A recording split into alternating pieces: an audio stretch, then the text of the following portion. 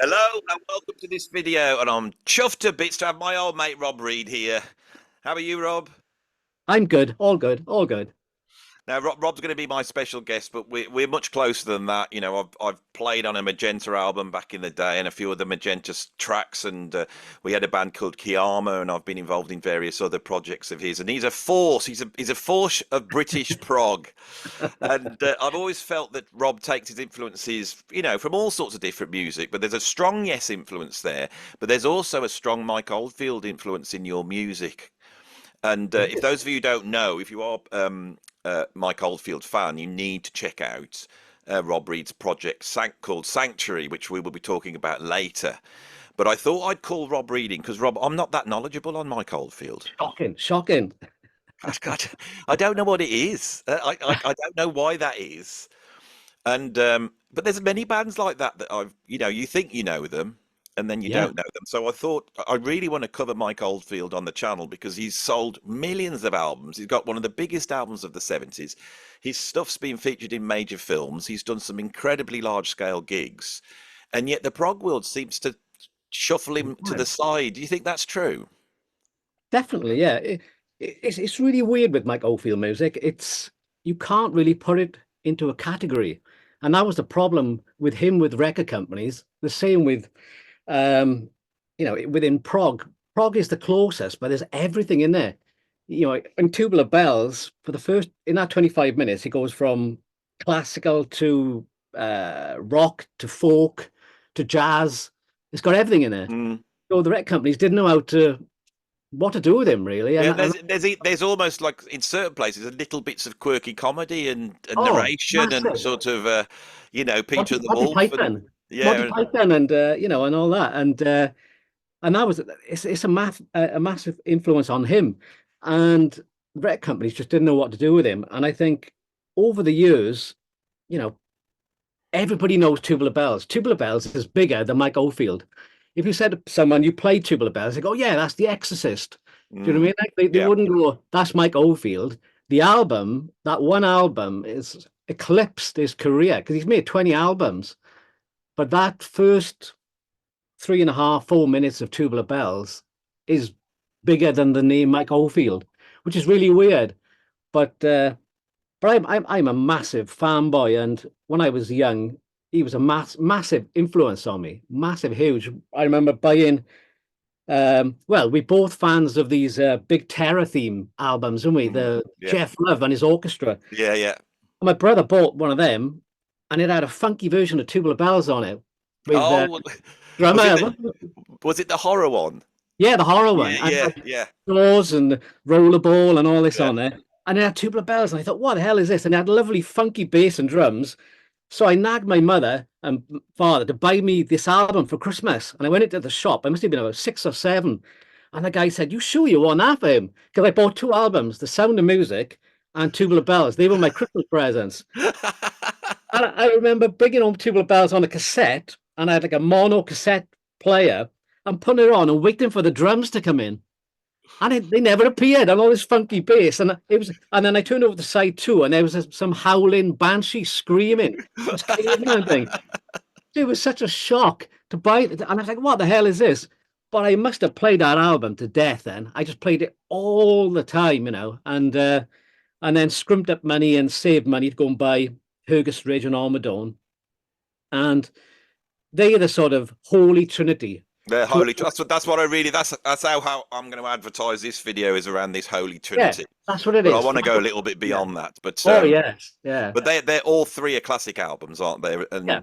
And I think a lot of people in the know feel like Hergest Ridge and Ommadawn actually go a little bit beyond Tubular Yeah. Bells. Is that correct? So Oh yeah, like Ommadawn is the sort of holy grail of all the albums he's mm, made to all the fans and everyone. And I think it is the sort of best in that style. Um, but Tubular Bells, as I said, was a massive, massive hit when it came out. A lot to do with The Exorcist. At the same time, it was picked well, up. shall I grab it? I have got my Yeah, copy go on. here. Hang on, down here, right? So And and what a we're talking about this one, aren't we?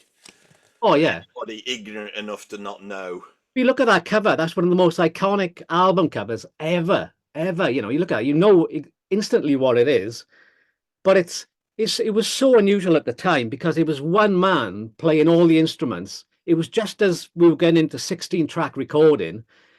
So he was able to play all these instruments, and he'd made this demo in his house on an old 2 track reel to reel where you could cover the tape head and multi-track in it. You could record one instrument and then play it back and put another one on it by covering the head with sellotape. And he'd made this demo and he touted it around, and everyone was like, nah, it's got no singing on it. This is rubbish. Nobody wants it. But he happened to turn up at Richard Branson's. He just bought the Manor Studios, and Tom Newman was the engineer there. And Mike Oldfield went in and said, "Oh, can you listen to this little tape I've made?" And they're all, "Oh no, you hippie, that's rubbish. Nobody wants to hear that." So finally, somebody overheard it in one of the bedrooms in the Manor. And they walked in. He said, what is that?" And he goes, "It's my record. I'm making this record." And he was multi-track, in his room. And they played it, and he was like, "Oh my God, this is incredible." It was so unusual for the time. It was like classical based with different sections on it, but there was no singing on it. And there's a story that Richard Branson actually took it around a few record companies and like distributors, and they were like, "Oh, no singing on it."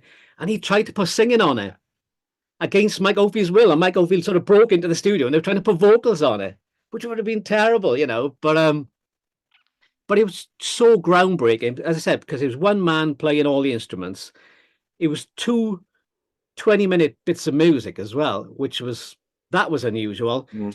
And it was one of the first proper stereo records as well. So everybody had to have a copy, and everyone did, and it sold millions and millions. That's an interesting thing what you've just said, because with rock and roll, where you've got a drum kit and a bass and guitar, trying to create a stereo spread is quite hard, isn't it? And that's why the Beatles end up sticking the drums in one channel and all this type of thing.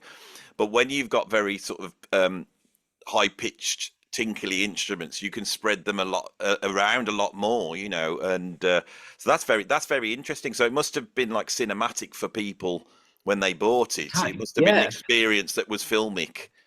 And for having different things, and coming out with different speakers, all the different instruments, and Viv Stanshall announcing the instruments. He would come out to one speaker and then go across the speaker, and it was just so mad at the time.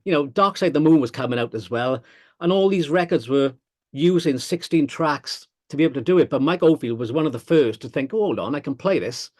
And they didn't even, when they made it, they tried to play the beginning of Tubular Bells, and you had to play like a 10-minute piece with just the piano, and it kept on going out of time. But we are so used to putting a click track, but they didn't have a clue what to do. So they came up with the idea of putting a metronome in the basement and putting a microphone in front of it, and then he could play it and play it in time. But we take all this for granted, and when you listen to the record, there's so many sort of fluffs and weird noises and drop-ins, and it's out of time and all this kind of stuff. But it's what makes it magical, I think. That first 5 minutes, that piano riff, for me, is on par with like Beethoven's Fifth. The da-na-na-na. That's as iconic as the Tubular Bells riff, and it's like a gift from God. And the sound on it, you can hear the room they were recording in, because it was one of the first records they made in the Manor. And Tom Newman, who was the engineer producer, it was one of his first records. So they were making it up as they went along, how to mic things, and they were using all weird techniques of slowing the tape down and doing double speed guitars, so you could play it back and it'd sound much faster, and slowing down the bass and recording the bass fast, and all the stuff we take for granted. They were discovering it, and I think that's why the record is so good and so unusual. And the context for this is that Richard Branson had an interest in what we could sort of say were Canterbury bands at that time, and Mike Oldfield was sort of coming out of that, but he also had another foot in the sort of Nick Drake world, didn't he? He was a very, very strong folk guitar player. So do you think they were trying to get a record out that they hoped would sell on the same level as maybe Caravan, weren't they? It's that type of idea, you think? Well, they had no idea if it would sell, and it was only because they couldn't get a record label to put it out. They actually formed Virgin Records, and they were selling records on import. That's what Virgin had the shops in the early 70s. So they couldn't get anyone to put it out. So like Richard Branson said, we'll put it out. And it was one of the first, they put like 3 records out. Um, No, I was trying to remember what the other one was that came out at the it was same time. it was Is it it was Gong? Faust and Gong, and Faust and like Gong, yeah. it was all those kind of bands, and I had no idea. And the Mike Oldfield one was the sort of weird one, but it just came out and it was like a slow burn at the start, and then it just took off, and everybody had a copy of it. And then they want, like, Richard Branson was like, right, you need to do a gig. And Mike Oldfield was going through like hell personally and mentally. He was like completely broken, and he didn't want to do a live gig. So they sort of blackmailed him into doing it, and they hired the Queen Elizabeth Hall, and they had to play it. They had to have like 20 people on stage, and that drove him mad because it didn't sound like what he wanted it to sound, and it all went pear-shaped when they played it live and everything. And the story goes that on the way to the gig, Richard Branson was taking him to the gig, and he said, "I'm not going to do it. I can't do it." And he was like, "You've got to do it. There's people waiting in the thing. You've got to go and do it." And he goes, "Oh, I can't do it." And he said, "Look, if you do it, I'll give you my car." And it was like a Bentley. And he went, "Okay." And he gave him the car, and he took him to do the gig. And the gig was like a massive success. It was all the who's who was there. Mick Jagger was there and everything. And he just went bonkers. But I think he was only 19. That's the biggest thing we've got to put into it. Go back to when you were 19 and when I was 19. And not only 19, he was like you say, he was mentally Oh, not the full ticket, was he, at that point? no, completely broken. Hell. What caused that? What is that? Because you hear all the stories, and of course you've worked with many people with the Sanctuary Project and other projects that were very close to this project, haven't you? Yeah. So No, I think it was family life. He had, with his parents who were ill and stuff. And I just think, and there was a lot of drugs around at the time as well, and everyone was experimenting with that. So you put all that together. But as I said, at 19, to make a record like that, to play it's astonishing, yeah. And to write it. And then on top of that, it gets picked up by The Exorcist, which is one of the most hyped films of the early 70s, coming off the back of French Connection, and William Friedkin being the killer director, and then making a film about the devil. So how did that come about? I think it was just they heard it in America. I think it was who's the guy in America with the big I can't remember, one of the heads of one of the labels in America heard it by accident and just thought it'd be, and played it to William, and who loved it then for the soundtrack. And they had no idea that they just thought this film was like Tubular Bells. Nobody knew how big it was going to be. The same with the film. They had no idea this was going to be a massive film. So they said, yeah, you can use it on there. And it's only the beginnings in there a couple of times, but it's so iconic, and it became the theme to it, and it broke it in America then. So it was absolutely everywhere. But you put together, you got a 19-year-old kid who had been refused by every record label with mental health issues. Very introverted as well. There's no star there, is there? There's no star there that you can point to. No. But I've always thought with Mike Oldfield, even though he seemed so introverted and shy, he was actually a good-looking guy with a ton of charisma. I mean, if you look at Ommadawn, that's sold by him, isn't it? Yeah. I mean, It's almost like a Jesus Christ. It was a lot. It's very interesting, and all these sorts of opposing and complementary things coming together to create this weird phenomenon. And I can remember in the early 70s going up to the Co-op with my mom and dad, and going up to the record bit, and he went in and it was just Tubular Bells. There wasn't any other albums in there. Behind the counter they just had Tubular Bells going across billions of them, because they were having to handle people coming in and just buying this in the truckload. It was just, and it launched Virgin Records, and Richard Branson made him a load of money, made Mike some money from it. But there's stories like the guy that produced it, Tom Newman, who produces my albums now, and he tells me that he produced it over a matter of 2 weeks. Side one, there was no plan for side two. That's why side two is a bit of it's a bit weaker, isn't it? Yeah, it's much. The plan was this bit of music, 20 minutes long, that would be an epic. They didn't think about side two, but they made it in 2 weeks. Richard Branson gave him 2 weeks to put it down, basically, to mix it, record it all. And Tom got paid £35 a week. And that was it. So 70 quid, and the record sells 10 million copies. But, you know, it was unbelievable how things were, and the deal he had with that Mike had as well was grim as well. So it's like he didn't make as much money as Virgin. They Mhm. redressed it 10 years later when they all went to court. But it's like, it was such a different time, as I said, but he was just not prepared for it. And that was the problem then with Hergest Ridge. You know, Richard Branson wanted a follow-up, and he wanted Mike to go on tour to play everywhere. And Mike went, "No, I'm going to pack my things and go and live in on the borders of Wales in a house, unplug the phone. I'm not going to do any gigs, any publicity. I'm not going to speak to anyone." And Richard Branson just was like, "What am I going to And do?" and is that the back? That is the backdrop for this one, isn't it? It isn't. Yeah. That's why that album sounds like it does. And Hergest Ridge is on the borders up in Kington. And bizarrely, I was there yesterday, of all things. Really? I was meeting the guy, the chap, a guy called Les Pennin that plays on Ommadawn, and we met on Hergest Ridge in a tea room, and we had about 20 Spanish fans who had flown over for like a pilgrimage to Hergest Ridge and to see where Mike recorded it and everything, and it was quite bizarre. But and that and that shows the sort of depth of You're deep into this, aren't you? Deep. no. Wait. I was there. I am. I Oh, I was at Hergest Ridge with Les Penning yesterday. but he was. I'm not there every day. You know what I mean? I don't live there, but it's like for me and Les, I've become friends with Les, and we do a lot of stuff, a lot of recording, and there's loads of stories which we'll go on to now with Ommadawn and stuff. But so Mike just said, "Look, I've had enough of this," and like every other rock star, as I said, you know, I think everyone else goes into music to be a rock star, to be a pop star, to be on top of the Mm. pops and tour. And he went, "No, I don't want none of this. I don't want, you know, nobody wanted me before, so I'm going to go and live in this thing." And like, he bought this house on the hills in Radnor, and it overlooks. I've been there, and it's amazing. And you can tell why Hergest Ridge sounds like that, and why Ommadawn sounds like And it, so, because how would you compare Hergest Ridge to Tubular Bells? Which one would you prefer out of the two?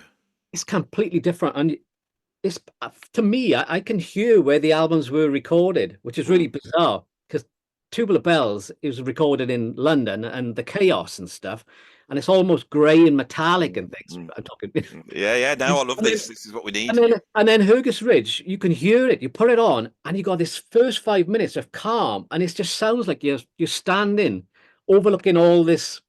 that dog. That's exactly that's That's on what top of the happens. ridge. You become that dog, don't you? Look at it in deep You do. contemplation of the English pastoral landscape.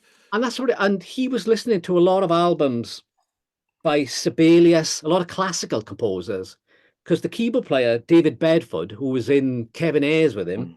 who was also signed to Virgin Records, he was like a classical composer, and he was giving Mike loads of classical albums like Sibelius and Debussy. So you can hear that that's the influence there, and you go into the sort of pastoral, very English countryside kind of sound. It's much more gentle record, and I love the record, and a lot of people do like it, but it came out and the people heard it, and it was nothing like Tubular Bells. They wanted Tubular Bells 2, which he Mm. did 20 years ago, and Tubular Bells 3, 4, 5. They wanted like a complete carbon copy, and he made this record, which is very, very quiet and delicate. And he went to number one, but it didn't sell nowhere near. And Mm. everyone's like, "Oh no, he's lost it. He's a one-hit wonder," kind of thing. And then you hear with Ommadawn, he thought, "Right, I'll show you. I'll show you I can make a record." And the record is so intense and amazing. And he was like, "Ah, I'll show you. I'll dig deep." And you know, so that's how the three records you can hear. Tubular Bells is like his, dare I use the word sanctuary. It was the music was his sanctuary to get away from life and everything. So he was making this record, and you can hear it on the record. And then Hergest Ridge, he's living in the back of Beyond. And then Ommadawn, he's like got fire in his belly to show everyone he can make an incredible record, which he did. So you got that, and that's the Trinity basically. But Hergest Ridge came out, and everyone was like, "Oh no, no, no, no! This is like," and he weren't gigging. He didn't do any gigs. So that, and I think that's why Tubular Bells is bigger than Mike Oldfield, because I think if he'd gigged it, and everyone had seen this Mm. person Yeah. he would have been known, you know, a bit more. So Yeah, yeah, that's very interesting. And also, there's the other thing. Say he had been signed to Virgin, and then that album Tubular Bells had come out, sold half the amount of Hergest Ridge. Then he had put out Hergest Ridge and then sold the same amount, and then the Ommadawn. We would probably be talking about him as a key progressive rock musician in that field. yeah. But in hindsight, it's just the hugeness of Tubular Bells that just sort of trumps Oh, anything else he could. And there's no way, nobody can beat that. There's nobody's going to beat that. well, well, The, well, that's this, it. this one, Yeah, I've always, and I've said it on the channel that I think one of the big factors that makes progressive rock rock is what I call the English aesthetic or the British aesthetic.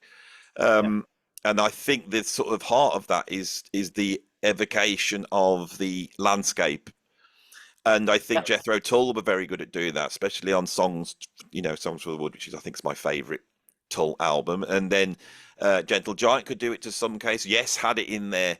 But this is almost like the esoteric heart of prog, isn't it? This one, and Elias of Sun Hillo. That's the other one that's very similar. Lovely, lovely Yeah, I album. love that. I just got that on vinyl, so I love that. Oh, But good yeah, one. so I haven't heard Hergest Ridge. I've heard bits of Ommadawn, and Yeah. I think I'm going to love it. So may well do a follow up. I thought I was going to listen to these albums. I thought no, I'll talk to Rob, and I'm getting fired up. I've got my turntable now set up, and I'm going to have a listen to these two, and then I'm going to do another reaction video to these three. But it's very interesting, this Holy Trinity. So tell us a little bit about Ommadawn. What's the background to this one? I mean, Well, as that's I said, that look one, at you know, look at the back. yeah, What's that about? it's so bizarre. But if you open the record, have a look inside. You've got an Yeah, inner sleeve. There's a picture on. There's a yeah. picture of all the people playing on it. Wow, look So at that. the guy with the cravat, which you were wearing today, I in put the a cravat on just for you. I well, hope you noticed that. if you look at the cover over there, Yeah, look at your cover. No, look at the picture of the. No, you look at the picture there. yeah, yeah, You can see that there's a guy with a cravat with a light blue suit on.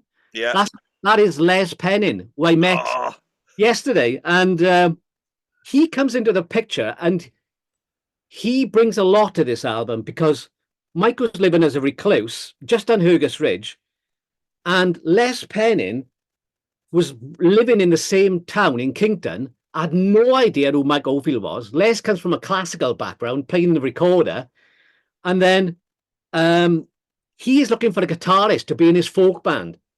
And someone in the village says, "Oh, there's a guy who plays guitar up in the mountains. Oh, I'll go and ask him if he wants to be in my band." So Les goes up, no idea who he is, and says, "Oh, I heard you played guitar. Would you like to play in my folk trio?" You know, and he goes, "Oh, coming in, coming in."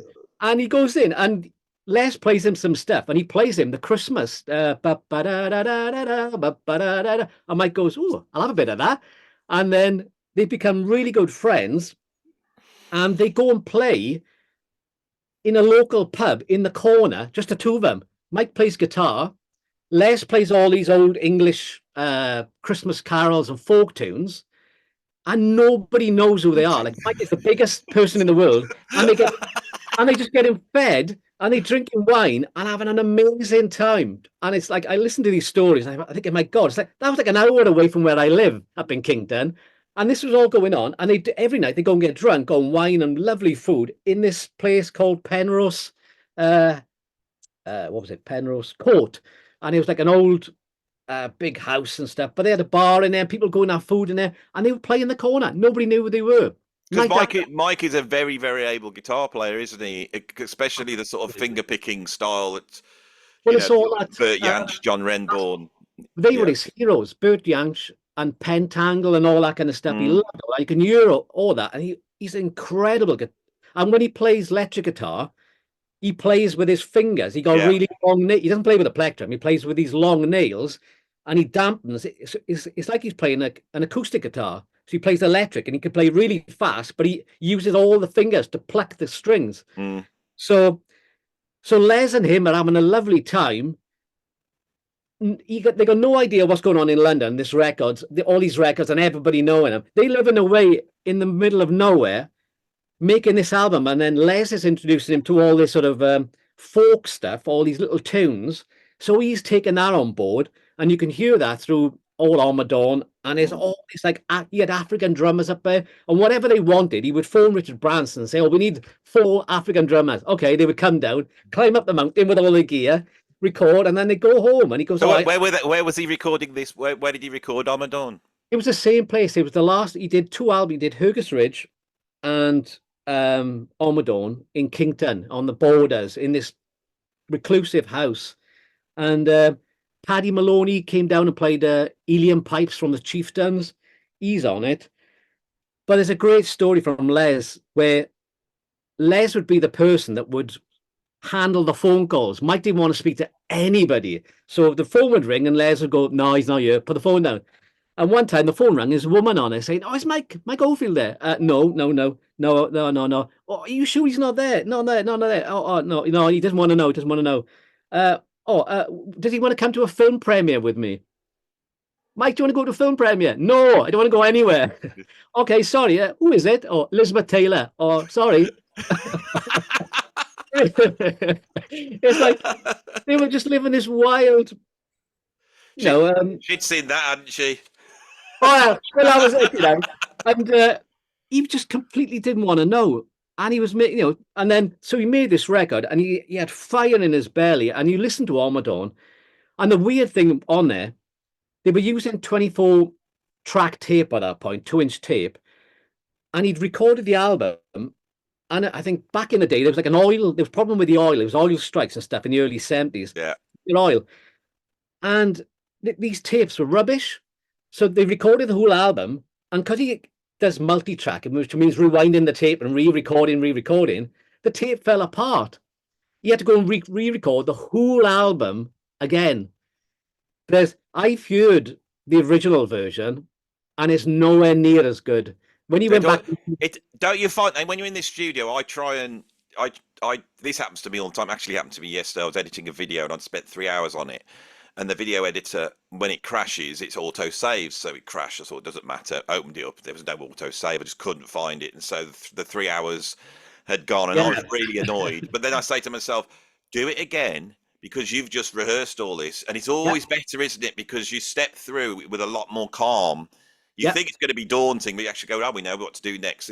So that's very interesting. Now, I first came across Mike Oldfield, of course, being the age I am, when he appeared on Blue Peter, and it was incredible because I was interested in music, and this sort of hippie bloke appeared. It seemed very nice, very affable, and he created the Blue Peter theme, and you watched him do it. And I think it was a huge education for our age group. I'm sure you and me going, "Oh, that's how you record." And a few years later, I got my little 4-track port studio was doing the same thing, and that's probably the biggest influence Mike Oldfield had on me. Was that footage taken in the studio we're talking about, in the Ommadawn studio?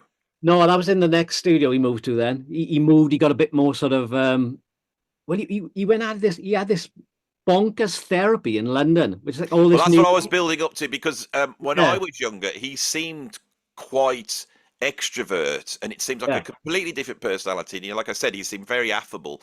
And then a few years later, he was having hit records and appearing on Top of the Pops and being being more of a celebrity. So tell us about this therapy he had. Well, I'm all this is secondhand, but I thought about it. But it's like a new age thing where you'd go in with a group of people, and they would sort of make you face your worst fears, basically.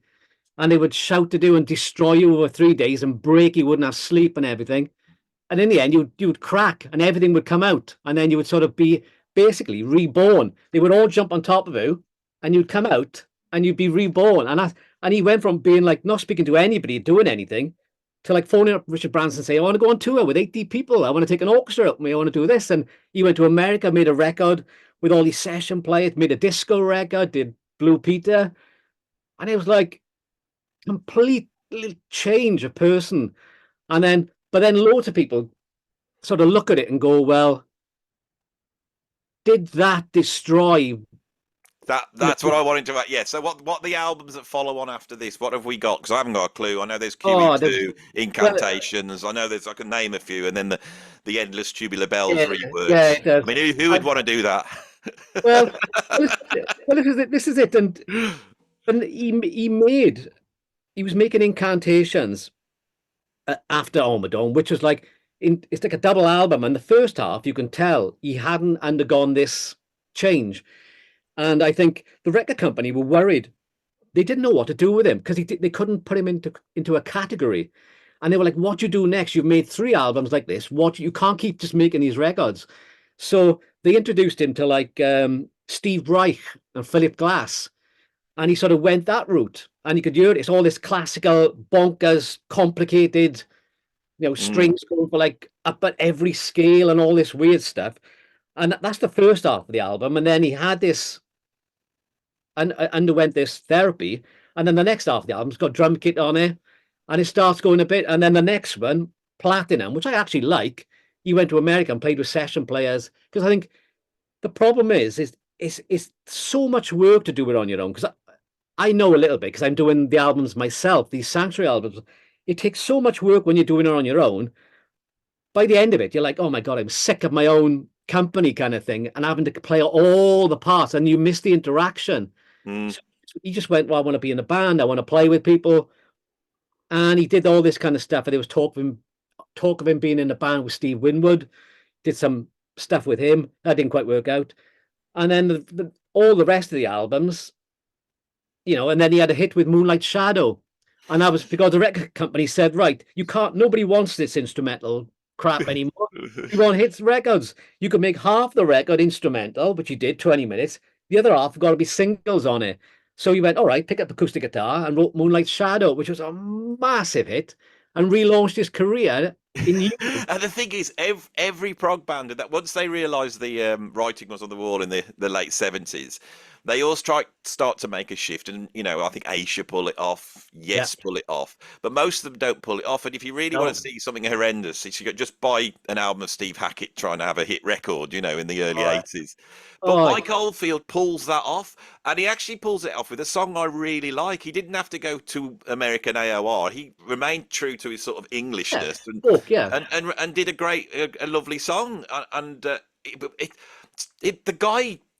guy does sound like a bit of a genius, really, when you look at it. And yet he's also almost like his own worst enemy, isn't he, in a way? It is. And, I think that was like album number 10. And then you've got another 10, 12 albums after it. And I think, he tried different styles. He went into he moved to Ibiza and went into all the euphoric foot to the floor dance stuff. That didn't end properly.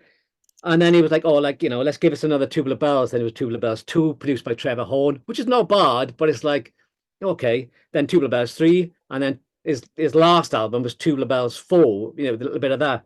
And he did a Return to Ommadawn album, which wasn't bad, but it's like... What's the difference between the Tubular Bells he did following and the original stuff he did? What's missing, do you think, for you? Well, the Tubular Bells 2 is basically taking the styles of each part but writing new tunes.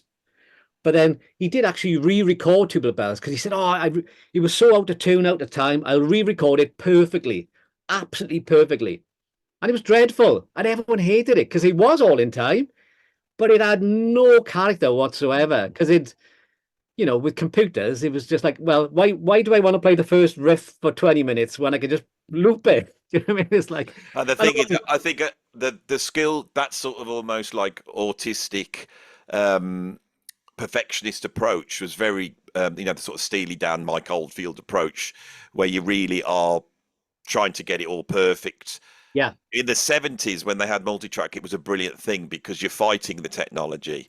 And so there's a lovely mix. And I think a lot of these players in the 80s, especially the 90s and now, they've been undone by that because they almost go up their own bottom, don't they? Because they don't understand what was so great about the technology back then.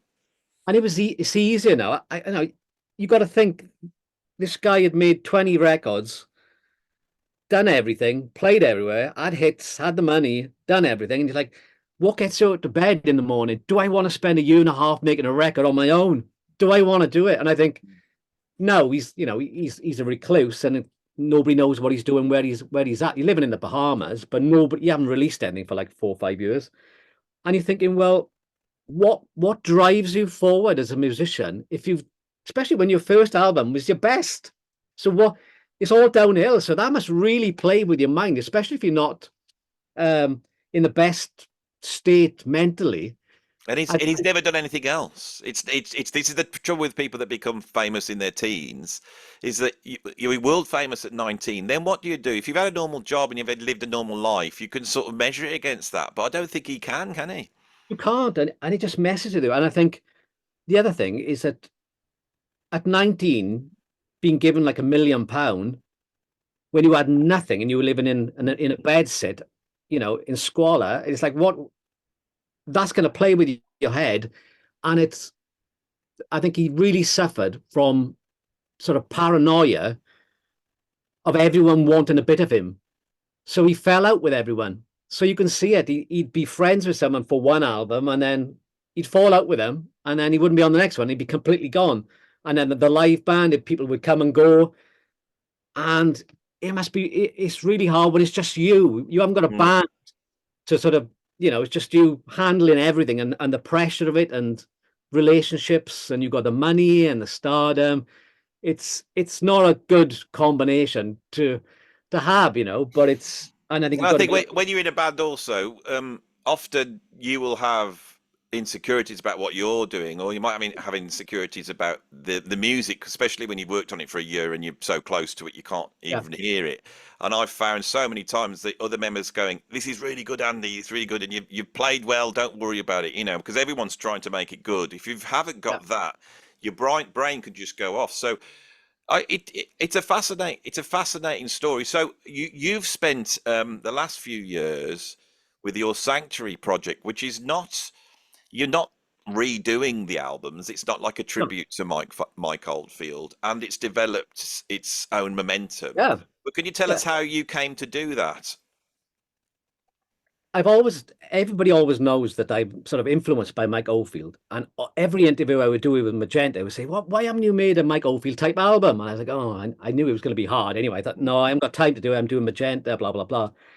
And then, like, Mike stopped making this music, and there was all the fans, and he'd made the Holy Trinity at the beginning, but none of the other albums really came close to him in the style and everything. And in loads of interviews, he had said that he was gutted that no one else took on he was alone. No, it was such a successful album. Why didn't other people make like Jean-Michel Jarre was close, but it was all synths and Also, Vangelis. yeah, and Tangerine But Dreams, another thing. yeah, they were Kraftwerk. close. The closest is bands like Kraftwerk, Jean-Michel Yeah, Jarre. so there was never And he's nowhere near any of those because it's a no. completely different sound, isn't it? But it's all real instruments and it's hand played. So I just thought, right, I come in here one day. It was like January the 1st. I thought, what am I going to do? I'm going to make an album. I'm going to play all the instruments. I'm going to use all real instruments. I'm not going to use technology. I'll use technology to record it, but I'll play it all live. And I thought, right, let's do that.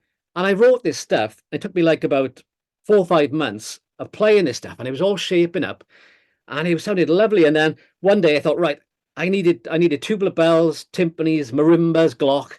I'll just hire them all, put them in a room. I'm sure I can play them. And I just turned up, and there was a guy who was like a professional percussionist. He goes, right, here's all the instruments. I went, right, okay, let's play them. And I went on the timpani. I went, hit it in the middle. He went, boink. He goes, no, no, no, no. You hit it on the side, you do. And I was like, oh, all right, okay. When are you leaving now to leave? So I had like 2 days of playing all this stuff, and it was amazing. But the sound of real instruments being multi-tracked, as you said, especially without drums on there was so much space, and it sounded massive when you're playing all these real instruments. It was really hard work. So I finished this album of two 20-minute bits of music, and I thought, this sounds really good. It was it was all original tunes, but I was just trying to create the atmosphere with the sounds. So I made this record and I thought, right, this is either amazing or it's crap. And there was loads of people doing tributes, playing. Anybody can sound like Mike Oldfield. You buy a guitar pedal and you can sound like Mike Oldfield, and it's there. But actually writing tunes and doing all this stuff. So I thought the only person I can play to, I can't play to Mike because he disappeared, was Tom Newman, who would produce the original albums, and he is very, very brutal. Tell him as it is.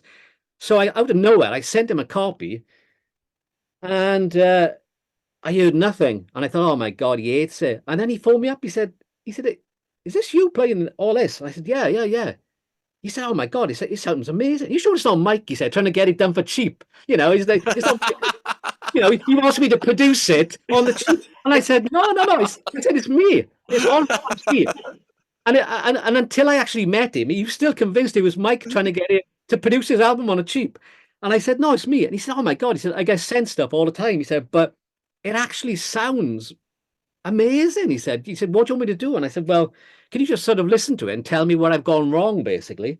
So on the first one, he did that. And on the second one, I would send him the stems and he would completely destroy it. Because he said, he got no fear. He goes, oh, he calls me. He reckons I mix like a BBC sound engineer. Everything is perfect. So he said, he sort of beats that out to me. He said, you've got to. He's right. He's right. I know, it is. Absolutely. BBC sound engineer. He said, and whenever he sends it back, he goes, oh, send me that bloody BBC mix of yours, and I'll make it properly.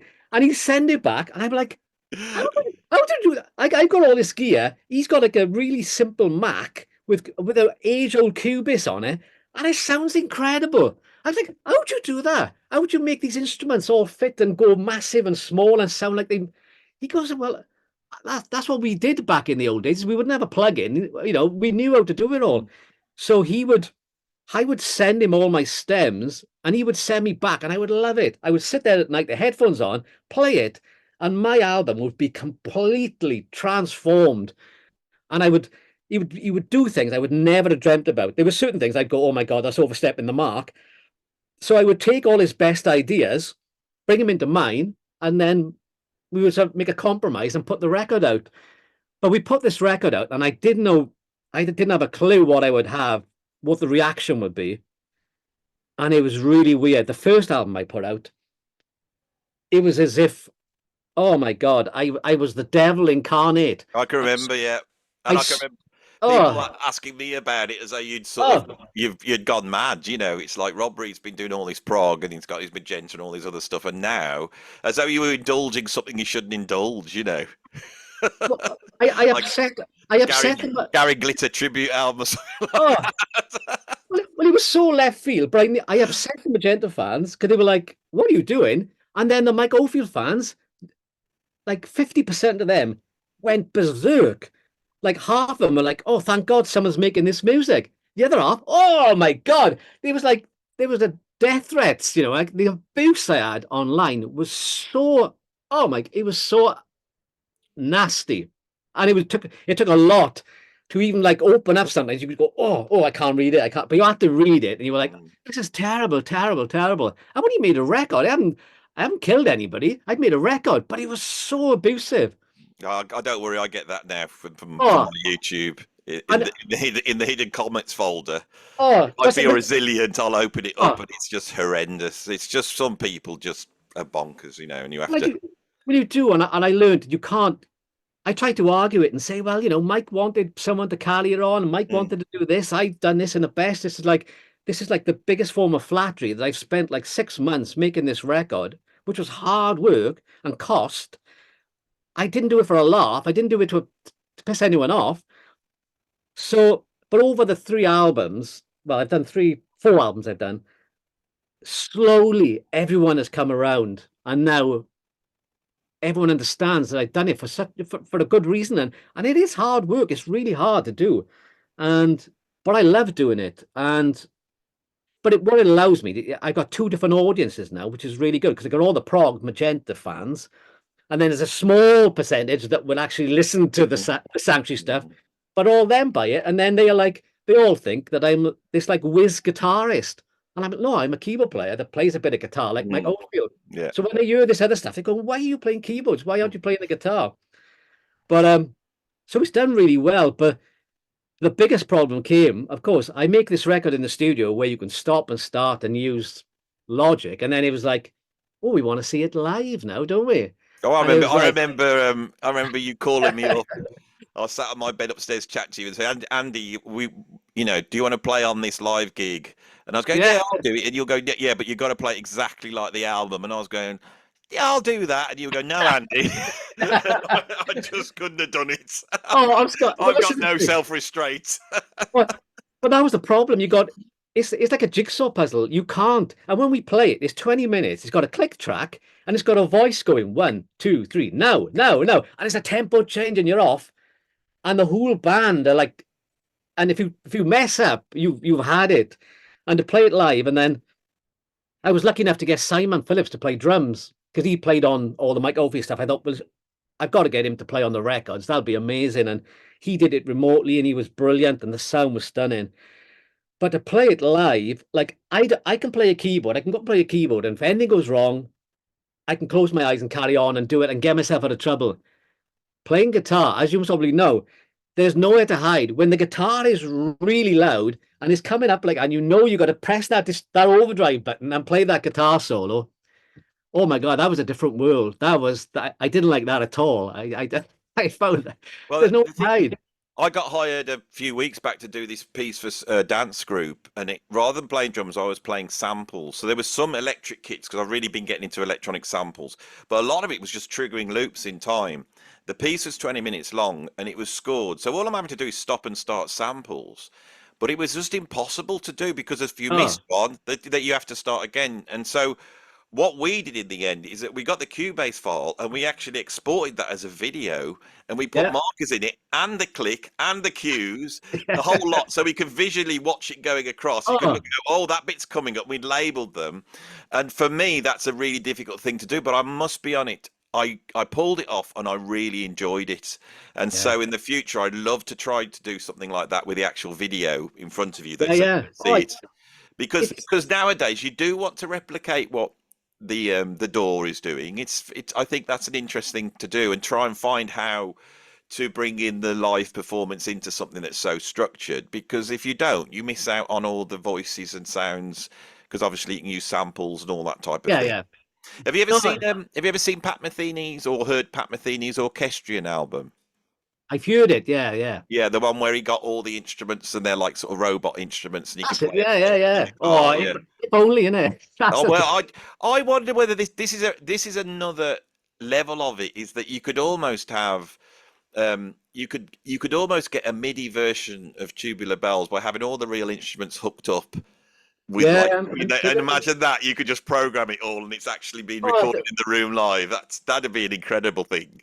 but this is it. This is the problem of playing it live, and it's bizarre because when Mike Oldfield started playing his stuff live, his first tour, he had like a 40-piece orchestra and like a 30-piece band and a choir, and then the next one he had like 11, and then the next one he had six, and the next one he had five, and then it was four, and it was money, obviously. Yeah. But for me, the best version was when he had 4 or 5 people playing it because it was unlike the record. And it was really exciting, you how the hell are you going to play Tubular Bells with 4 or 5 people? But now you've gone the opposite way because you can use technology. You can make it sound like the record. And if you haven't got enough people on stage, you just run it on a track. And it's like, oh, it's not the same as so it's really weird. And I think Mike was never comfortable playing live. I think he was always a compromise, Mm, and I think very nervous at playing as well. And I said, there's nowhere to hide. Everyone expects it to be perfect, the guitar and stuff live, and this stuff, because it's not like ad-libbing guitar. It's definite melodies, yeah. and that's what I like. Because people say to me, well, how can you listen to this stuff without any vocals on it? And to me, and to all the sort of fans and stuff, the guitar is actually speaking, which is really weird. And it's all a bit airy fairy and all this kind of stuff. And I got this really weird, and this is going to sound really, really stupid, but I compare it to in Close Encounters when people are sort of got the aliens have put a thing where they see mountains and only Yeah. they can see it and they can hear the tune and they are reacting to it. Mm, It's very similar to Mike Oldfield music, is that if you get it really deeply, the guitar and the emotion in it. And if you don't get it, it just sounds like wallpaper music. But the fans of the music, including myself, it is such a deep connection.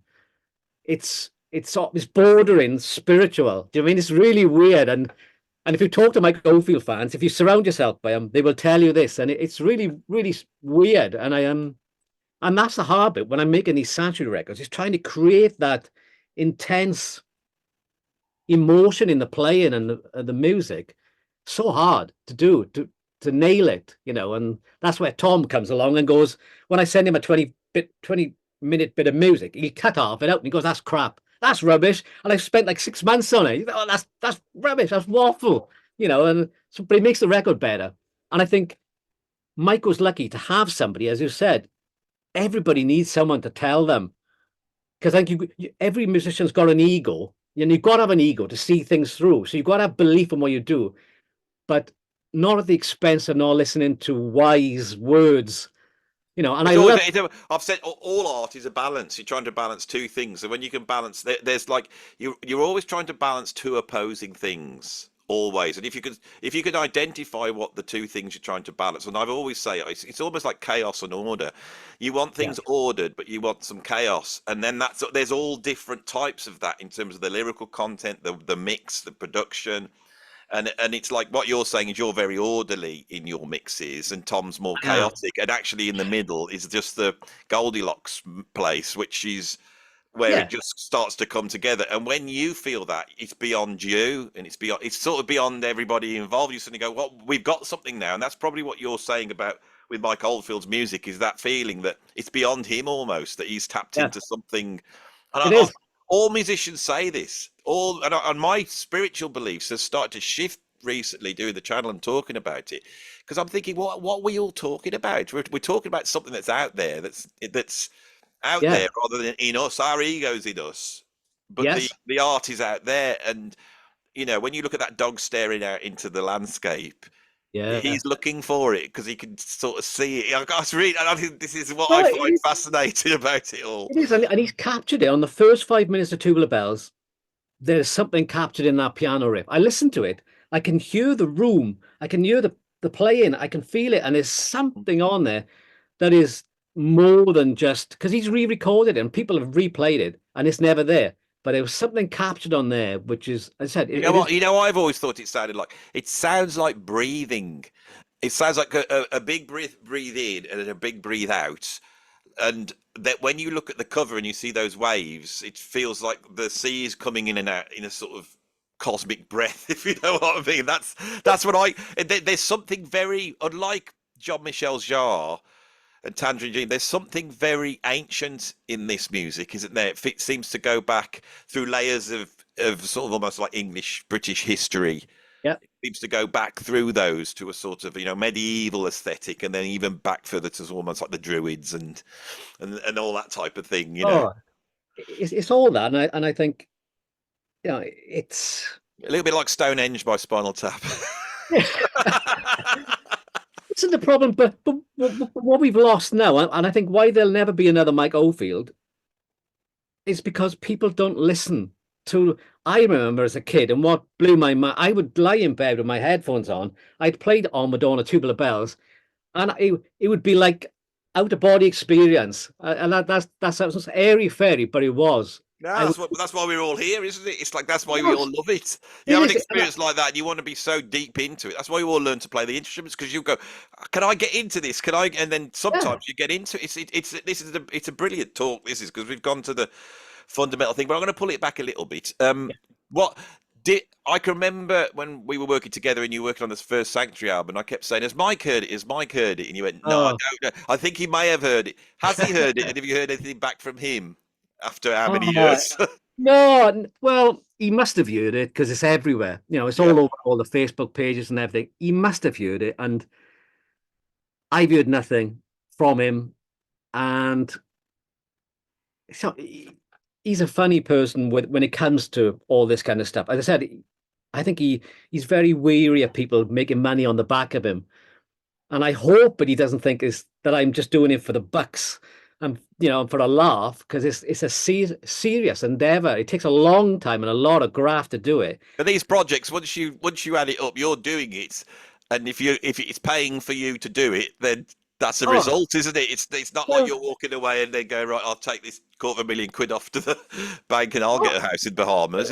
well, it's not, and It's not. We all do it for the love, don't we? well, it is that, and it's. I remember speaking to Tom Newman about it, and he said, and his take on it, and he is right, and it validates what I did. He said, once Mike dies, that'll be it. This art form is going to stop Mm. of doing the long form instrumental with this deep emotional stuff. He said, so you've got to carry on doing it because he said, otherwise it's just going to come to a dead end because no one else is doing it. So in my little way, I'm hopefully carrying it forward,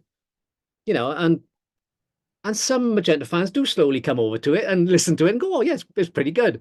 But I don't want it to end. And the fans don't want it to end. That's the thing with it. We're all fans of all these bands like Genesis and Yes and kind of stuff. And the reason why we like modern prog bands is because you never want it to end, do you? You want it to carry on Yeah, because yeah. you have a nostalgic feeling of what you had when you were younger listening to these records.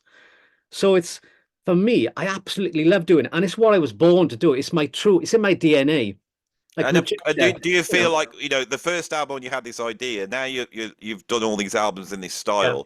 Do you feel like you're now morphing towards your own voice with it, which is I think is the most definitely. exciting bit because at some point you've gone, well, I've done that Yeah, sort of arrangement effect that Mike does. I've done that there, and I've done, and then at some point you start to work into your own aesthetic yeah. areas, which means you're finding yourself within his music, which is what everybody does in the end. Like, That's a you can't go too far out, otherwise it sounds like something else. So you've got mm, to keep the sounds in, and it's only the sounds. It's like anything. It's like if you play any orchestral instrument, like Bach sounds like Beethoven, like Brahms.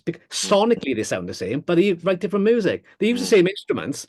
So when I use the same instruments, like a classical guitar, and I play the vibrato like Mike does, it sounds like Mike Oldfield, but it's different tunes. But we're just using the same thing. But he's just trying to carry the torch forward, and I love doing it, even though it can be frustrating with the technique. Because like Mike Oldfield is a genius guitar player.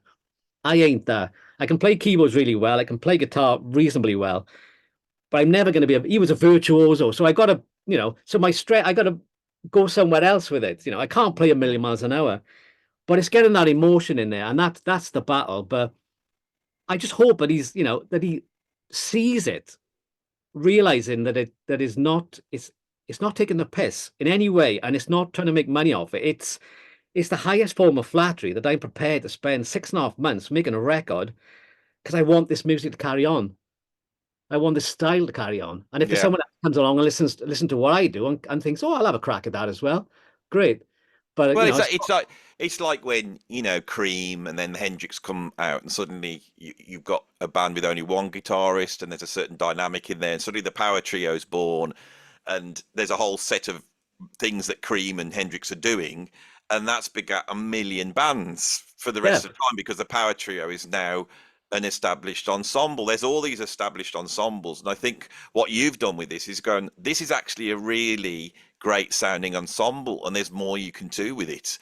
yeah, They managed to pull together a set of instruments, which I think it does refer to sort of Englishness or Britishness, but I always think it's Englishness because he's English. I think that's the yeah, way I see it. But I'm yeah. sure you've been from South Wales and the countryside there, which is beautiful. It's the same thing, isn't it? It reflects that for me. It's like a cultural thing. It's very hard to put into words. I think we've nailed Mike. So Yeah. before we go, what's in the future for you then, Rob? What have you been up to, and what are you going to do next? Oh, um, I got this band Cyan with Luke that was in the band with us with Pete Jones. So we've done a couple of albums with that. There's always another Magenta record, but he's trying to come up with something different with Magenta. We've done 12, 13 albums. It's like, here we go. What are we going to do? But here's a plan. Um, I get bored. If I just had Magenta, it would drive me mad. So I Mm. liked Magenta. I get sick of it, and then I can go into a Sanctuary record, 6 months, get sick of that. Then I'm eager to do a prog album. So it's really nice to be able to jump between all the styles. So what are you working on at the moment? Well, I've just finished the new Sanctuary album, so I just just had the drums over, so I just put that in there. And Is that Tom, Simon again? yeah, he's done the drums on it. It sounds lovely. And Can you play us a little bit? I can't play this. 'Cause I'm a massive Simon Phillips fan. Oh, I know, Because but the it's thing, really, I bet you, because he, I mean, I did a clinic tour with him and yeah, spoke to him quite a lot, and I felt I was in the presence of one of the best sound engineers I'd ever met in my life. One it of the is. best, and we worked in Rockfield with some incredible sound engineers, but his approach was incredible. And I bet you just turn those faders up of that drum kit, and you Straight go, line, straight "That's line, done, straight straight line." line, straight line like that. And you go, I don't want to touch anything. And he sends it through, and it's exactly with the track. And on this album, I went back to him. I said, Simon, I hope I'm not sort of insulting you because you're such a great player. I'm not I know you can do all this jazz stuff and protocol stuff. I said, but I'm sending you stuff where you play straight beats and stuff. Am I sort of under sort of should I be sending you more complicated stuff? And he went, absolutely not. He said, I love playing your stuff because it's melodic. He said, I only play to the music. And I said, oh, right, okay. I said, oh, but I've got this little section. I said, I wanted to go bonkers on it for like 2 or 3 minutes. Will you do it? Oh, go on. And he said he did it. And he sent it through. And I sat here, I was in tears. It's absolutely stunning. Because everything he plays is so tasteful on the record, but I just wanted a little bit of showing off that drummers love to do.